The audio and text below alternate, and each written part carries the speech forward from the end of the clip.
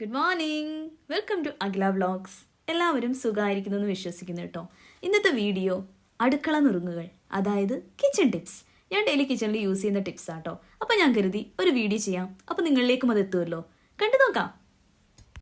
അതെ, ചിലപ്പോഴെങ്കിലും നമ്മൾ മീൻകറി വെക്കുന്ന സമയത്ത് തന്നെ പുളി കൂടി പോകാറുണ്ട്, നമ്മുടെ കുടംപുളി തന്നെ. അപ്പോൾ എന്താ ചെയ്യേണ്ടതെന്ന് വെച്ച് കഴിഞ്ഞാൽ, പുളി കൂടിക്കഴിഞ്ഞാൽ പുളി അപ്പോഴേ കറിയിൽ നിന്നെടുത്ത് മാറ്റുക. അതിനുശേഷം കുറച്ച് കറിവേപ്പില, ഉലുവ, ചെറിയുള്ളി എല്ലാം കൂടെ വെളിച്ചെണ്ണയിൽ വറുത്ത് കറിയിലേക്ക് ഒഴിക്കുക. ഉറപ്പായിട്ടും പുളി കുറഞ്ഞു കിട്ടും കേട്ടോ. ഇനി ഉപ്പോ എരിവോ കൂടുകയാണെങ്കിൽ എന്താ ചെയ്യുക? തിളച്ചുകൊണ്ട് ഇരിക്കുന്ന കറിയാണെങ്കിൽ കുറച്ച് ഉരുളക്കിഴങ്ങ് ചേർത്ത് കൊടുത്താൽ മതി. തിളച്ച് വാങ്ങിയതിന് ശേഷമാണ് എരിവ് ഉപ്പോ കൂടിയതായി തോന്നുകയാണെങ്കിൽ നമ്മുടെ വെന്ത ചോറില്ലേ, അതുരുട്ടി ഒരു 15 മിനിറ്റ് നേരം കറിയിൽ ഇട്ട് വെക്കുക. ഉടയാതെ നോക്കണേ.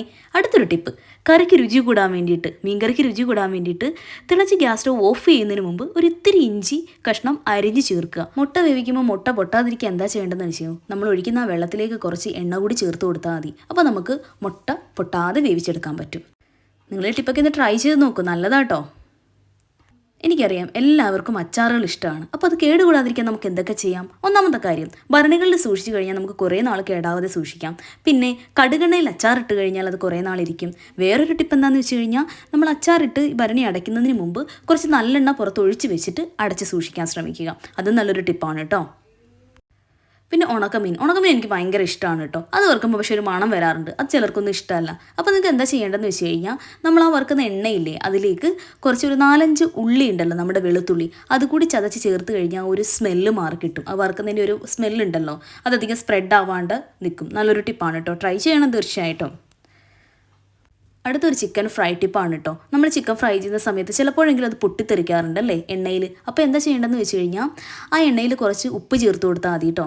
അടുത്തത് ഉപ്പിൻ്റെ ഒരു ടിപ്പാണ് കേട്ടോ. കുറേ നാൾ പൊടികളൊക്കെ കേടാകാതെ സൂക്ഷിക്കാൻ വേണ്ടിയിട്ട് അതിലേക്ക് ഉപ്പ് ചേർത്തിട്ട് സൂക്ഷിച്ച് വെക്കുക. അപ്പോൾ അത് ഉണ്ട പിടിക്കുകയില്ല, കേടാവുകയില്ല.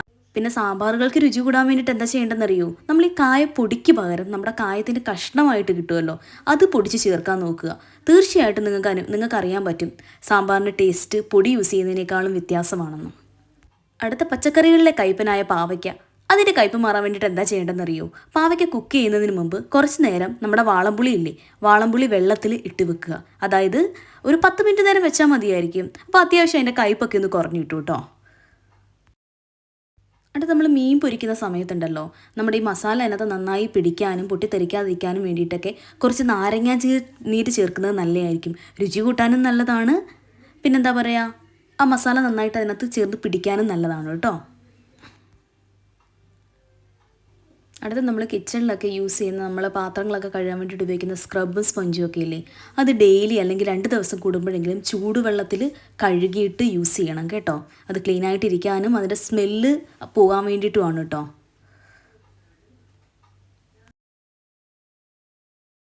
നമ്മൾ ഈ മുട്ട പൊരിക്കുന്ന സമയത്തേ അതിൻ്റെ ഒരു മണത്തിനും ടേസ്റ്റിനും ഒക്കെ ഒരു നുള്ള് നമ്മുടെ പഞ്ചസാരയില്ലേ, അത് ചേർത്ത് കൊടുത്താൽ നന്നായിരിക്കും. നിങ്ങളൊന്ന് ട്രൈ ചെയ്ത് നോക്കണം കേട്ടോ.